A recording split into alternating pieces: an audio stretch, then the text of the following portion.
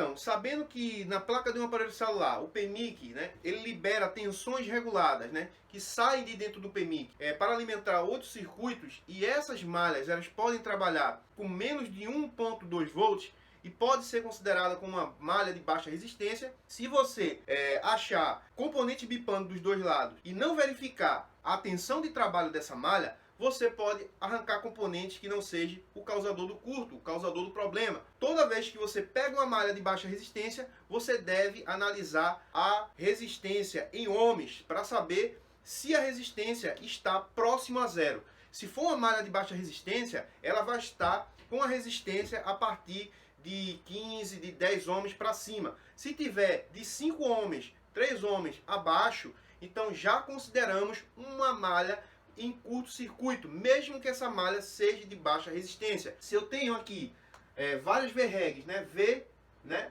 de tensão ou voltagem, né, tensão em inglês, pessoal, tem muita gente que me pergunta isso. O V em inglês, né, representa voltagem. Voltagem é um termo muito chamado lá na América, né, nos Estados Unidos, para tensão. Então a gente chama aqui, quando a gente tem um V, a gente sempre fala tensão. Então se eu tenho um V aqui, eu poderia chamar voltagem regulada, beleza? Poderia. Só que no termo técnico aqui do Brasil a gente chama tensão. Então se eu tenho um V aqui, underline reg, eu tenho uma tensão VREG, tensão regulada do PMIC de 2.8 volts para RIECAM, câmara traseira, beleza? Então se eu tenho um curto-circuito aqui nessa malha, talvez o aparelho ligue e não apresente curto logo de início, só que a câmera pode parar de funcionar, ou qualquer outro circuito que tenha ramificação dessa malha, beleza? Essa malha pode estar alimentando a câmera, como também pode estar alimentando um outro circuito, né? Ela pode ter uma ramificação alimentando outro circuito da placa, e se ela estiver em curto-circuito, logo o circuito ao qual ela está alimentando aqui não vai funcionar, e a câmera também não vai funcionar porque a malha está em curto-circuito. Para que eu injete uma tensão e consiga descobrir qual é a malha que está em curto-circuito, primeiro eu devo colocar o meu multímetro em escala de ohms e procurar aqui, pessoal, próximo à saída do PMIC, né, componentes que estejam me dando uma resistência próxima a zero.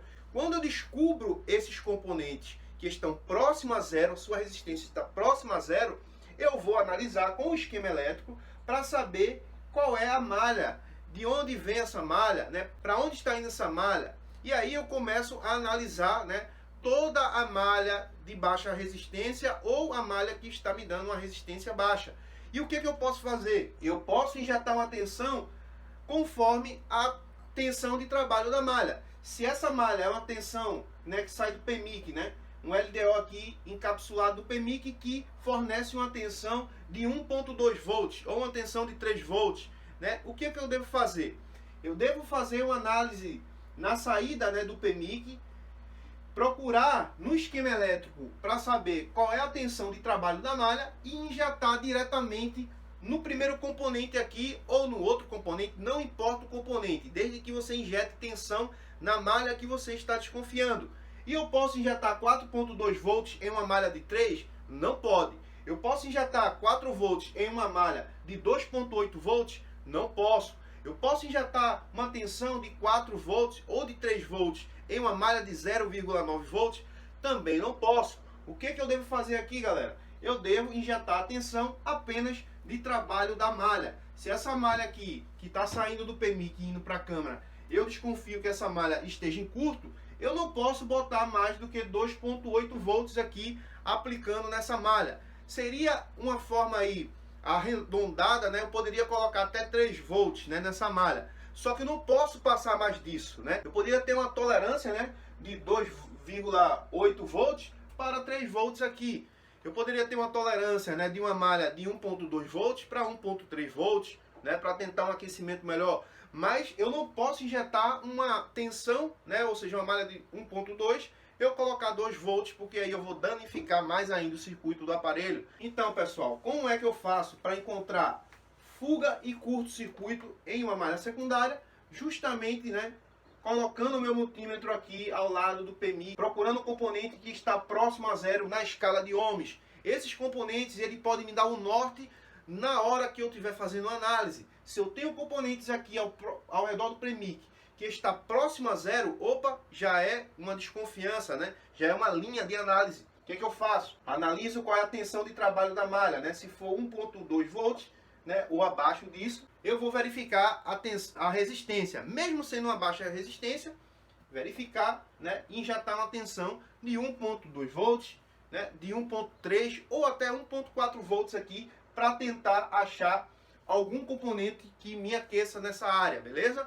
Se eu injetar uma tensão não me aquece nada, eu coloco aí o multímetro com a fonte de bancada e utilizo Kelvin, né, a técnica de Kelvin, para achar algum componente aqui que esteja, né, uma queda de tensão maior nessa malha. Se houver algum componente que em específico esteja dando uma menor queda de tensão, então eu removo esse componente e verifico se o aparelho liga ou se o consumo vai mudar. Beleza, galera? Então é dessa forma aí que a gente acha curtos nas malhas secundárias. É claro, pessoal, que isso aqui é um resumo aí do que você pode ser feito, né? Essa parte de tensões secundárias é uma parte assim bem mais específica, né? É bem mais ampla, é bem mais complexa, mas da forma que eu ensinei aqui para vocês, já dá para entender, né? Que tem malhas que vão estar em curto, porém não vai bloquear a inicialização do aparelho. Vai ter malha que vai estar em curto e vai bloquear. E quando bloquear, sempre certificar ao redor do PMIC se existe alguma malha